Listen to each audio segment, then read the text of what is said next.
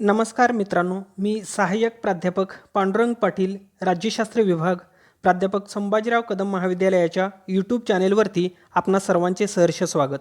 मित्रांनो, मागील लेक्चरमध्ये आपण राज्यशास्त्राचा अर्थ पाहिला. राज्याचा अभ्यास करणारे शास्त्र म्हणजे राज्यशास्त्र होय. आज आपण राज्यशास्त्राचे स्वरूप पाहू. प्राचीन कालखंडात राज्यशास्त्राचे जे स्वरूप होते ते आज काळाच्या ओघात बदललेले दिसते. म्हणजे पूर्वीप्रमाणे राज्यशास्त्राचे स्वरूप राहिलेले नाही, त्यामध्ये बदल झालेला दिसतो. पूर्वी राज्यशास्त्राचे स्वरूप कसे होते व आज कसे आहे हे आपण आज समजावून घेणार आहोत. राज्यशास्त्राचे स्वरूप माहिती करून घेताना पॉलिटिक्स, पॉलिटिकल सायन्स व पॉलिटिकल फिलॉसॉफी म्हणजे राजकारण, राज्यशास्त्र व राजकीय तत्त्वज्ञान या संकल्पना समजावून घेणे आवश्यक आहे. ॲरिस्टॉटलने पॉलिटिक्स म्हणजे राज्यशास्त्र हा ग्रंथ लिहिला आहे. सध्या पॉलिटिक्स म्हणजे राजकारण हा शब्द प्रचलित राजकारणासंबंधी वापरला जातो. आधुनिक राजकीय विचारवंत राज्यशास्त्राला पॉलिटिक्स म्हणण्याऐवजी पॉलिटिकल सायन्स असे म्हणू लागले आहेत, कारण पॉलिटिक्स हा शब्द राज्यशास्त्र या अर्थाने वापरणे तेवढे योग्य नाही. सामान्यतः चालू राजकीय घडामोडी, राजकीय प्रश्न व त्यावरील उपाययोजना, राजकीय वातावरण, राजकीय डावपेच, राजकीय खेळी इत्यादीबाबत पॉलिटिक्स हा शब्द वापरला जातो. दुसरी संकल्पना आहे पॉलिटिकल सायन्स. पॉलिटिकल सायन्स राज्यशास्त्र म्हणजे राज्यासंबंधीचे शास्त्र होय. राज्य, राज्याचा उदय, विकास, शासन संस्था, त्यांचे अधिकार व कार्ये, नागरिक व राज्य यांचे संबंध, नागरिकांचे अधिकार, आंतरराष्ट्रीय संबंध इत्यादीबाबत राज्यशास्त्रात अभ्यास केला जातो. राज्यशास्त्रात राजकीय सिद्धांत आणि शासन संस्था यांचा समावेश केला जातो. गेटेल यांनी introduction to political science, doctor Leacock यांनी elements of political science, professor Laski यांनी अ ग्रामर ऑफ पॉलिटिक्स, तर ग्रॅहम वालास यांनी ह्युमन नेचर इन पॉलिटिक्स हे ग्रंथ लिहून राज्यशास्त्राच्या विकासात भर घातलेली आहे. तिसरी संकल्पना आहे पॉलिटिकल फिलॉसॉफी. पॉलिटिकल फिलॉसॉफी म्हणजे राजकीय तत्त्वज्ञान. राजकीय तत्त्वज्ञानात तात्विक व वैचारिक दृष्टिकोनातून राजकीय विचार मांडले जातात. राज्यसंस्था कशा प्रकारे असावी, ती कशा प्रकारे टिकू शकेल या दृष्टीने चांगले वाईट, न्याय अन्याय, नीती अनीती यासंबंधी विचार करावा लागतो. साम्यवाद, समाजवाद, उदारमतवाद इत्यादी विचारप्रणालींचा समावेश राजकीय तत्त्वज्ञानाच्या अभ्यासात केला जातो. अशा प्रकारे राजकारण, राज्यशास्त्र व राजकीय तत्त्वज्ञान यामध्ये फरक आढळून येत असला तरी यांचा समावेश राज्यशास्त्राच्या अभ्यासात केला जातो.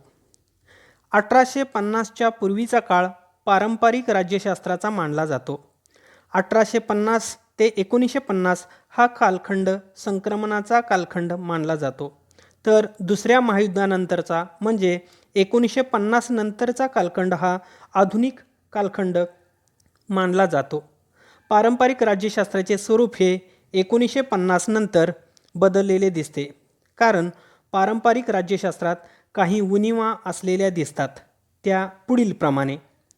पहिली उणीव आहे ती म्हणजे पारंपरिक राज्यशास्त्रात काल्पनिक गोष्टींना महत्त्व दिलेले होते. पारंपरिक राज्यशास्त्र हे तात्विक व आदर्शवादी होते. वास्तवाचा विचार न केल्यामुळे पोकळ व अयोग्य सिद्धांत मांडले गेले. दुसरी उणीव होती पारंपरिक राज्यशास्त्राचे स्वरूप संकुचित व मर्यादित स्वरूपाचे होते. राज्यशास्त्रात राज्याचा उदय, राज्याचे घटक, राज्याची कार्ये, शासन पद्धती इत्यादी पुरताच अभ्यास केला जात होता. तिसरी उणीव आहे पारंपरिक राज्यशास्त्रात राजकीय संकल्पना, तत्त्वे यांचे विश्लेषण करण्यात आलेले नाही. उदाहरणार्थ राजकीय व्यवस्था, राजकीय समाजीकरण, राजकीय संस्कृती, राजकीय प्रक्रिया, राजकीय विकास इत्यादींचे विश्लेषण केलेले नाही. आज मात्र यांचा अभ्यास करणे गरजेचे बनलेले आहे. चौथी उणीव आहे पारंपरिक राज्यशास्त्रात वैज्ञानिक व शास्त्रीय पद्धतीचा अभाव दिसतो, कारण पारंपरिक राज्यशास्त्रावर काल्पनिक गोष्टींचा प्रभाव असलेला दिसतो. पारंपरिक राज्यशास्त्रावर पाश्चात्य विचारप्रणालींचाही प्रभाव दिसतो. ही एक त्यामधील उणीव आहे. केवळ पाश्चात्य विचारप्रणालींचा अभ्यास केला गेला. आशिया व आफ्रिका खंडातील राजकीय परिस्थितीचा अभ्यास पारंपरिक राज्यशास्त्रात केला गेला नाही. या उणीवा पारंपरिक राज्यशास्त्रात असल्यामुळे त्याचे स्वरूप बदलून आधुनिक राज्यशास्त्राला सुरुवात झाली. या जशा उणीवा होत्या तशी आधुनिक राज्यशास्त्राला सुरुवात होण्यापाठीमागे काही कारणे असलेली दिसतात.